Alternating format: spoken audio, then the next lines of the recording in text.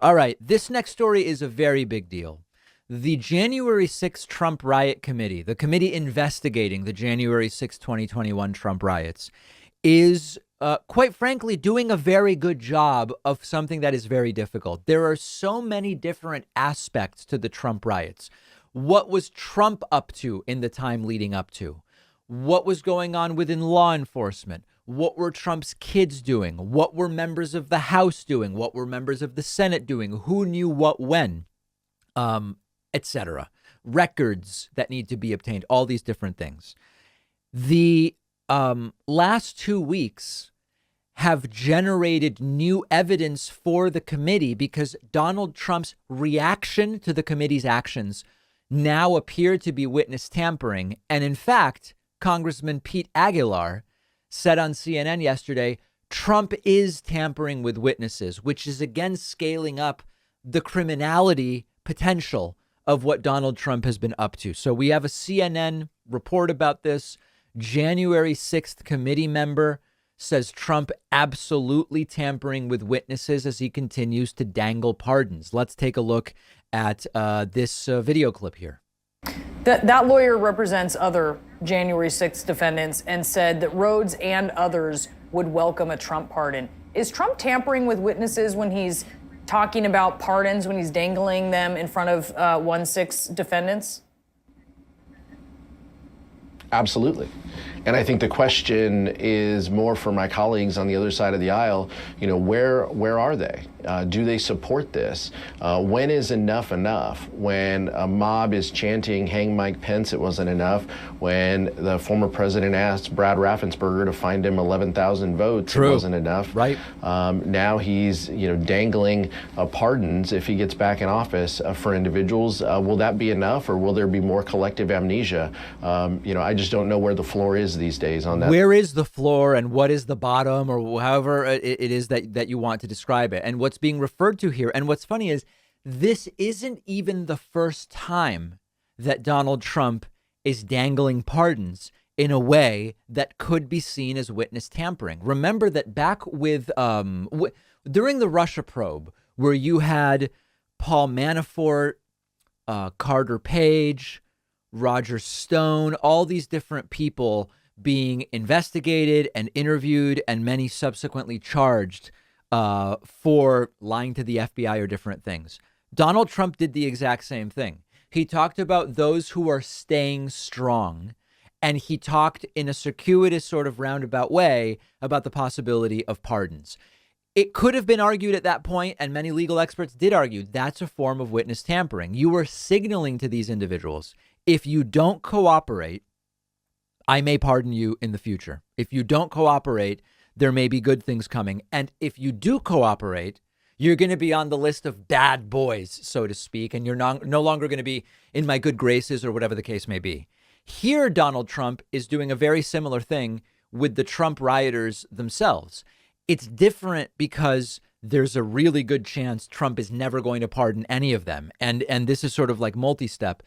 It's not at all clear that Donald Trump will be the Republican nominee in 2024. If he is the Republican nominee, it's not at all clear that Donald Trump will win the presidential election in 2024. If Trump wins the 2024 presidential election, there is no guarantee that he will actually pardon any of these people.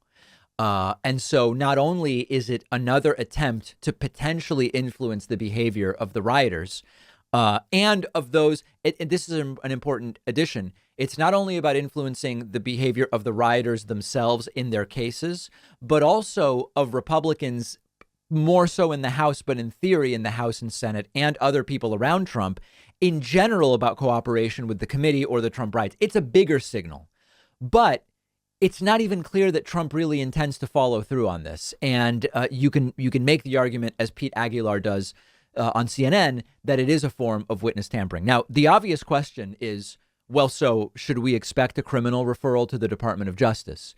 It is not because Donald Trump will go to prison. I maintain Trump is not going to prison. But at what point do we say the facts just point to there should be a criminal referral from the January 6th committee to the Department of Justice, and then put it on the Department of Justice to decide we will or won't investigate, we will or won't charge? put it on Merrick Garland to actually sort of be pushed into having to do something when it comes to this. When is enough enough? And consider with Hillary Clinton vis-a-vis Benghazi, endless hearings, special investigation, hearing, report, all these different things, demanding charges, demanding Hillary Clinton be locked up absent any charges, ignoring their stated principle of the value of due process and constitutionality and the rule of law and order and all these things. There wasn't even anything there, and they were saying lock up Hillary Clinton. It seems at minimum here, there is more than enough evidence and factual basis for a criminal referral to the Department of Justice. And then let's see how the Department of Justice deals with it. I don't expect this to stop. And we continue to follow the now more than 700 cases, 700 defendants in the Trump riots, now almost 13 months to the day beyond that date. The sentences are starting to come in, and we will see where it ends up. But without a doubt, this is arguably another instance of witness tampering. And if you're Trump, if there were no repercussions to the earlier witness tampering with the Russia probe, why would you behave any differently now? Of course you wouldn't. And that's part of this entire thing. We'll have that clip of Congressman Pete Aguilar on our Instagram. You can find that at David Pakman Show. We're going to take a quick break.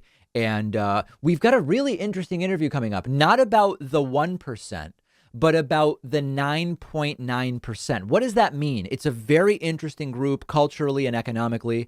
And we're going to talk about that after this short break.